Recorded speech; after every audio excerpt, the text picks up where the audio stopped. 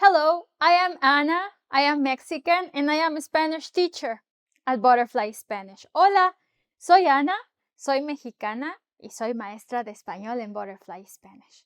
En la clase de hoy, in today's class, we're going to learn the verb to try and its possibilities in Spanish. See, this verb causes a lot of confusions because there are three possible candidates when you're using the verb to try. Probar, intentar, and tratar de. Many of my students have asked me, what is the difference between these three verbs? Because they don't know when to use one or the other, or if it's better this or the other. In today's lesson, I'm going to teach you that. I'm going to teach you the difference, and you'll see that after this lesson, you won't get it wrong. And you won't get it wrong because the reason is, there's no reason for such confusion. It's quite clear. Just people try to confuse you sometimes. But today we're going to demystify the verb to try en español. Probar, intentar, and tratar de. You see.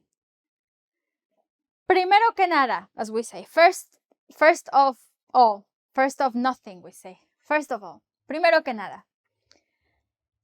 Let's put this aside. Probar. Why?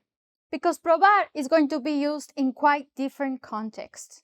For example, probar, you're going to use it when you want to say to taste a drink or to taste a food, to taste something in your palate.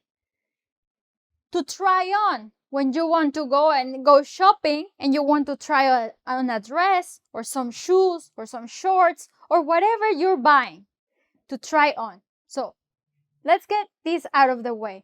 Probar is probar comida o bebida, or to try on, see, to try on something, clothing, shoes, anything that goes in your body. Muy bien. Now, we get to turbulent grounds. To test out something, to test something. Probar is also going to be used when you want to, for example, try this bulb, right? Because the other broke. So I have one, so try with this one. Maybe it works, right? To test out something. But probar is also used because to test out, they say they tested out the vaccine on monkeys. So, probaron la vacuna en los changos. So now you know, probar is really to taste or to try on or to test out something. Clear? Muy bien. We're going to go later to the examples. Now I'm just giving you a quick explanation. With the examples, it will become clear. Let's move on. Vamos a seguir con el otro verbo, que es intentar. Intentar en tratar de.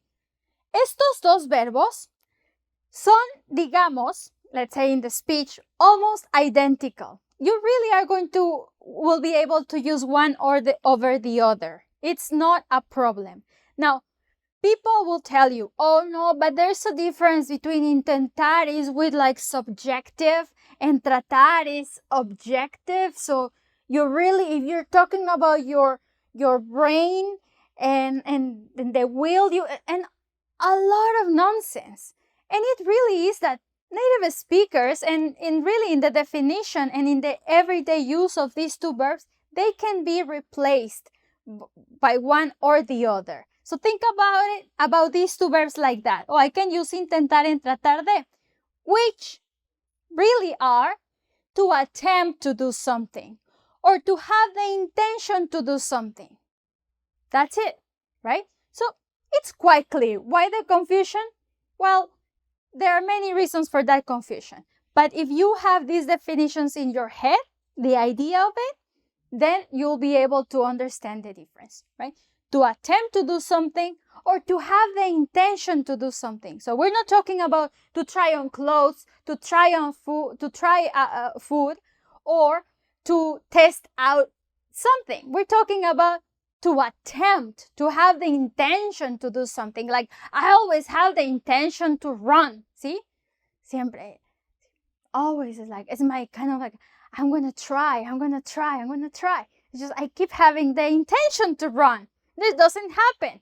And I never really have the intention to taste or to try on, because I'm very good at it. So I don't really intend or attempt to do that, because that comes natural to me, right? So I try food, I taste food, I try on cutesy stuff, and I test out whatever needs to be tested to keep going with my life, right? But intentar, well, I always try to do things, but whether I succeed or not, well, that's a different story. Intentar hacer algo. You say, tienes la intención de hacer algo. I'm going to try it. Lo intentaré. I'm going to try to do it. Lo intentaré. Una vez más. One more time. Lo intentaré una vez más. Muy bien. Bueno. Why don't we move to the examples? ¿Por qué no vamos a los ejemplos? Para que te quede en tu cabeza, ¿no? Para que se meta en tu cabeza. La primera oración que escribí es... Ay, mira, se me pasó una question mark. En español tenemos una y una que cierra. Sorry. ¿Has probado el huitlacoche? Have you tried the huitlacoche? Now tell me. Which am I using here? Now, maybe you need reference. What is that word, Ana? Huitlacoche. I like that word and I like that food. Me gusta esa comida y me gusta la palabra huitlacoche, ¿no? Oui, como los franceses dicen sí, oui. Huitla, coche. It's a noun word. And it is the how do you call that? The ear of the cob, like let's see, you have the corn plant, okay? And the corn comes out. So I think they call it the ear of the cob. Okay, so that's fresh. This huitlacoche is like a little, I don't know, I say like a little mushroom kind of, I don't want to say fungus, because you think of fungus and it's something disgusting. But it grows in it, right? It's kind of purple and black. And it has a mix of kernels, and it tastes a little bit between soil with corn. And I like it. For me, it's very interesting. Quesadillas de huitlacoche are among my favorite things to eat. So I wanted to ask you that. Have you tried the huitlacoche? Maybe you haven't, and that's not a problem, because what I want you to see here is not the huitlacoche word that I distracted you with. It's the word. I'm using probar, because what? It's a food, and I'm asking you if you have tried that food. Now, I gave you an exotic food, because what am I going to say? ¿Has probado la carne de puerco? Like the meat of the pig? Well, pork. The meat of the pig, pork. Have you tried the pork? Yes. But maybe if you are at dinner with your friends or with your family, you'll say, ¿ya probaste el puerco? Have you already tried the pork? ¿Ya probaste el puerco? Because the dish is there. And somebody's interested in knowing whether or not you have tried that pork. You're not going to say, ¿has intentado el puerco? ¿Has tratado de el puerco? No, jamás. You're going to say, ¿has probado? Why? Because it's a food. And you use the verb to try as probar. Muy bien. La vez pasada me dijeron, me preguntaron, last time somebody asked me if I have tried a margarita with cactus. ¿Has probado la margarita de cactus? Dice, primero, first we don't say cactus, we say nopal, ¿no? We say nopal. Dice, ¿has probado la margarita de cactus? Y yo así de, no he probado la margarita de nopal. ¡Pum! Nopal. Y dije, no he probado la margarita de nopal. Did they try to tell me, ¿has intentado? ¿Has tratado de? No, probado. ¿Por qué? Because it's a drink. Muy bien. Prueba los I wrote here, try the beans. Prueba los frijoles. La vez pasada hice frijoles negros.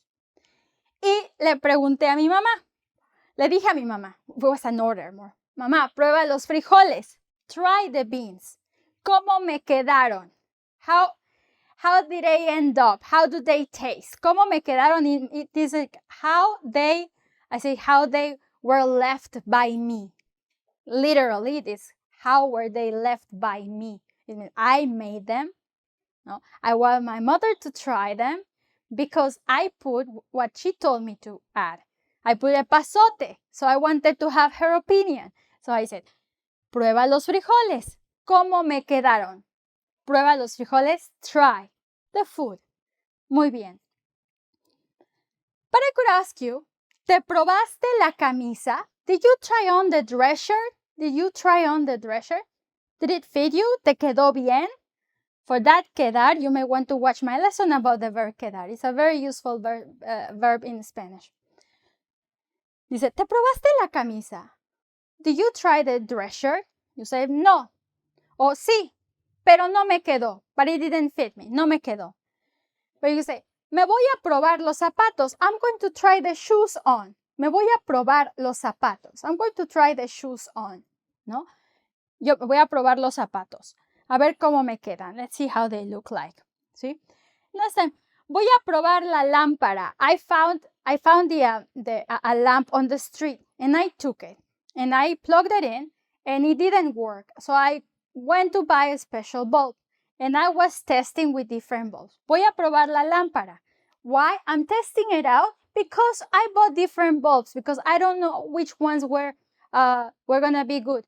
Now, I didn't buy them because my sister Chuy gave them to me because she has like this little shop for that stuff. So that's why I was just given the bulbs. So I was testing out the different bulbs and then the client doesn't know that I was like testing out those bulbs. Anyway, I found one. Muy bien. So it's test out something. Now, probaron la vacuna en changos. That's for the example I was giving you. To test out, let's say, they tested the vaccine in monkeys. You see, it's where they use probar in that kind of medical field where they test out things on animals. Probar. So think about to try as to try in the sense of probar, a food, a drink, a piece of clothing, or to test out something. Now, let's move to the next examples to illustrate the verbs intentar and tratar de. It is very important that you remember that tratar is one thing. What I'm talking about is tratar with the preposition de. They are like together. See? Forever together. If tratar is on its own, that's a different story. Tratar on its own could mean a lot of other things. I'm talking about tratar de as, let's say, a synonym of intentar. See? For this definition, to attempt to do something or to have the intention to do something. Same thing. Just wanted to be redundant so you get it. Muy bien. Entonces, ¿quedamos? Are we on the same page? We're talking about tratar de, not tratar by itself. Okay? Keep that in your head. You put it in your head and don't forget it. And we're going to see why. But for now, let's stay with this. Okay. Tratar de and intentar. I wrote, voy a intentar correr un maratón. Voy a intentar correr un maratón. What am I saying? I'm going to try to run a marathon. Good luck. Buena suerte, Ana. Buena suerte, Ana. Voy a intentar correr un maratón. ¿Sí? Intentar correr. I'm going to try to run a marathon. Voy a tratar de dormir más temprano. Más tarde, no, ya. Voy a tratar, I'm going to try to sleep early. Voy a tratar de dormir más temprano. I'm going to try to sleep early. The next one is, voy a tratar de hacer la tarea. I'm going to try to do the homework. ¿Sí? Hacer mi tarea. I could say my homework. I'm going to try. I could have said, voy a intentar dormir más temprano. And it'll be lo mismo. Intentar dormir más temprano, tratar de dormir más temprano. You see, voy a intentar hacer la tarea. Voy a intentar hacer la tarea. Voy a intentar. I'm going to give it one last chance. El último intento, el último. The last intention, the last attempt. Voy a intentar hacer la tarea. Voy a tratar de dormir más temprano. Voy a intentar dormir. Voy a tratar de hacer. Did you notice something? What did you notice? Well, you probably noticed that when I use intentar, I'm not using the preposition de. I am going from intentar and then jumping to a verb in infinitive, which is the non-conjugated form, the base form. I keep saying it in probably all my videos. What is an infinitive? It's just very important that you keep in your head what an infinitive is. Infinitivo, no? The verb that is not conjugated, the base, let's say, the base of the verb. It's like, imagine it's like the seed where you're gonna take just like put it for different people in different times, in different modes, you know. But that correr is the infinitive. Dormir is an infinitive. I'm not saying yo duermo. I'm saying dormir, the non-conjugated form. So after intentar, generally in this type of sentences, you're going to add a verb in infinitive. Infinitivo, ¿sí? Infinitivo. Infinitivo. Muy bien. Infinitivo. But when you use tratar, you're going to do the same. But you're going to always use the preposition de. You cannot do it without the preposition de. You see, if I say here, voy a tratar dormir más temprano, voy a tratar dormir, Anna is getting sick just to hear that. I just got a stomachache. No, it's wrong. You need the preposition. If you take away the preposition, it's wrong. ¿Sí? Es un error. Siempre tiene que ir la preposición de después de tratar. When you are going to use it as a synonym of intentar. Now, you are probably curious about tratar on its own. And that's what I wrote it behind me and hid it. So you wouldn't get distracted during the lesson. See, tratar, when you say tratar, you could use it like, he treated me well. Me trató bien. He treated me well. She treated me well. Me trató bien. She treated me badly. Me trató mal. ¿Sí? Me trató mal. No. He didn't treat me nicely. He didn't treat me well. Me trató mal. Muy bien. I haven't dealt with him or with her or with those people. I haven't dealt. Deal. Tratado. I haven't dealt with him. No he tratado con él. So then we move to tratado, no? From no he tratado con él, we see tratado, which is a treaty, tratado.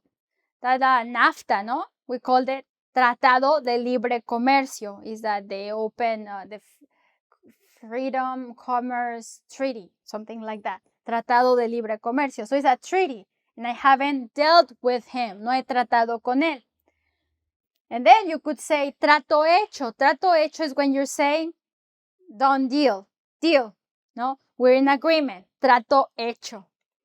Now, I wrote here prueba, and that the reason is probar is the verb, right? But prueba is a test. So something is like, oh, they are going to do a test. Van a probar, ¿sí?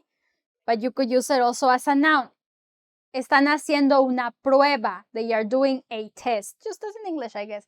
Están haciendo una prueba con U y E. UE. Prueba. Muy bien. Entonces, ya sabes. The difference is very clear. I try to explain that in this video. And you can also think about other sentences where you could use these three different verbs. Muy bien. Bueno, I hope you enjoyed my lesson. I was just taking a look at it because I thought I forgot something, but I didn't. Muy bien. I hope you enjoyed this lesson. I hope you don't make any mistakes or this doesn't cause you any trouble anymore because it's not necessary. Muchas gracias por ver mi video. Me da mucho gusto verte. Remember that in my channel, Butterfly Spanish, you can find lessons for every topic. Butterfly Spanish is like a corner store where you can get little things for all the Spanish you need. You know, it's Ana Corner Store for Spanish. Muy bien. Muchas gracias por ver mi video. Espero que te haya gustado. Espero que hayas aprendido. I hope to see you very soon. Espero verte muy pronto. Remember to go to my website and subscribe to get my newsletter at butterflyspanish.com. And also remember that if you like my lessons and would like to support me and make possible that I make more lessons about more topics, you can donate to my channel and you can also do so at butterflyspanish.com and my website. Muchas gracias. Saludos. Nos vemos pronto.